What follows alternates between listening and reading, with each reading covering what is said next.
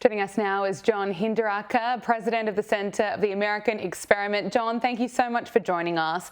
It was so moving hearing from Erika Kirk today and President Donald Trump as they honoured Charlie Kirk. And of course, today would have been his 32nd birthday.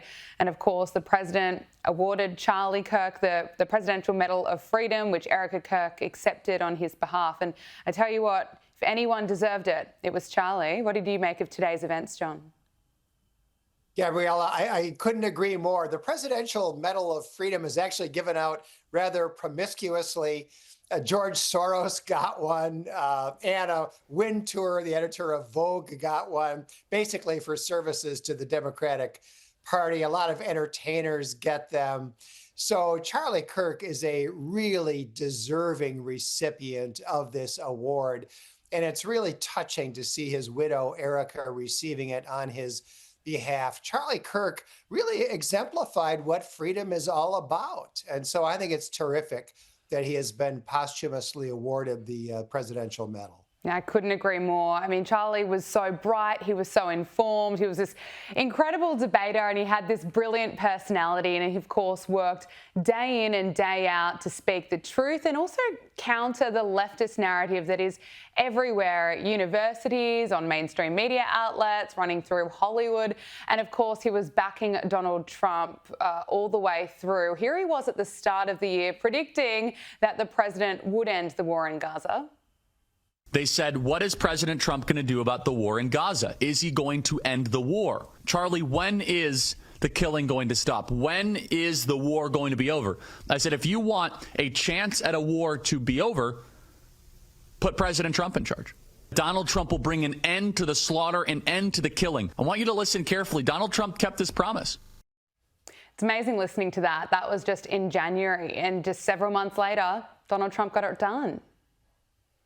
It was really prophetic. And Gabriella, it wasn't easy. A lot of people, I think, don't understand what happened here is the result of a multi-pronged strategy that included the bombing of Iran's nuclear facilities. It included Israel taking out Hezbollah's leadership, which ended the financing of Hamas. It included twisting the arms of people in Egypt and Qatar to get involved here on behalf of peace and on behalf of returning the hostages and giving the green light to the Israelis to do whatever they want if Hamas doesn't come through with the hostages. It was a multi-pronged strategy. It wasn't easy, but President Trump got it done.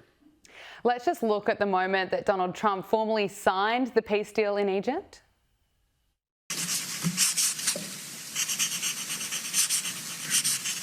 This took 3,000 years to get to this point. Can you believe it? And it's going to hold up, too. It's going to hold up.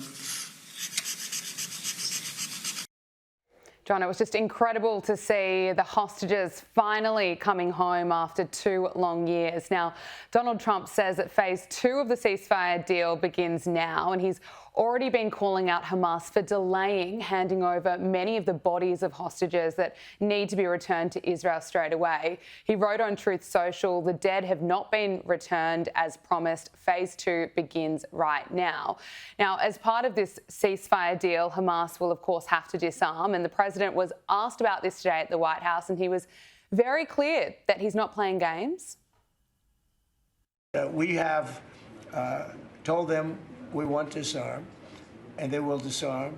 And if they don't disarm, we will disarm them. And it'll happen quickly and perhaps violently. But they will disarm. Do you understand me? Yes, you say because quickly. everyone says, oh, well, they won't disarm. They will disarm.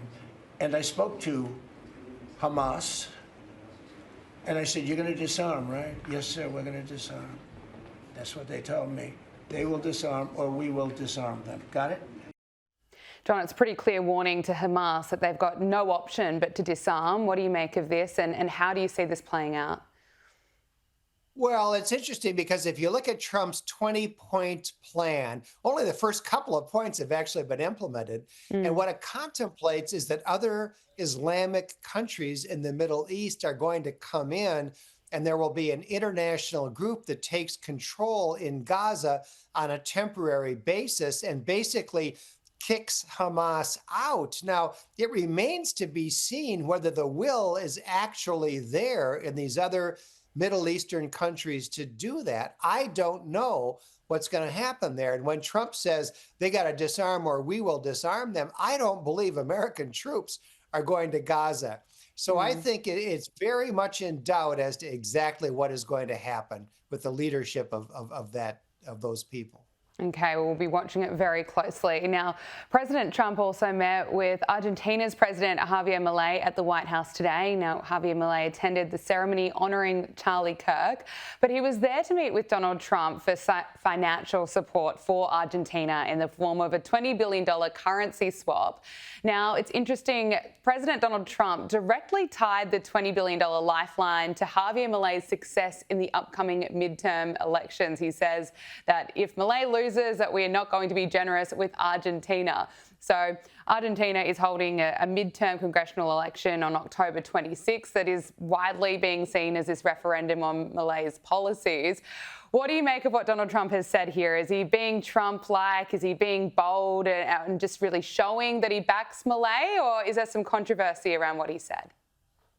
Well, he's being bold for sure. You know, there's a lot of history here. Argentina is a very important country in the Western Hemisphere, and they have suffered for over 100 years from terrible governance. They've had repeated episodes of hyperinflation. They've actually had fascist governments from time to time. Milei has done a terrific job in Argentina. He has brought inflation under control. That's one of the most important things. Now there's some kind of a run on the Argentinian peso. I'm not sure exactly why. Investors are fleeing the peso and going to dollars. And so this swap that President Trump has agreed to of dollars for pesos counteracts that and helps to shore up the value of the peso. So I think this makes a lot of sense because Argentina is a very important ally of the United States. And it's important to the whole Western Hemisphere that Argentina be a stable country. Now, some people undoubtedly are going to criticize Trump for saying, yeah, this depends on Milei staying in power. All I can say is that he's not the first president to meddle in foreign elections. Barack Obama did it in spades.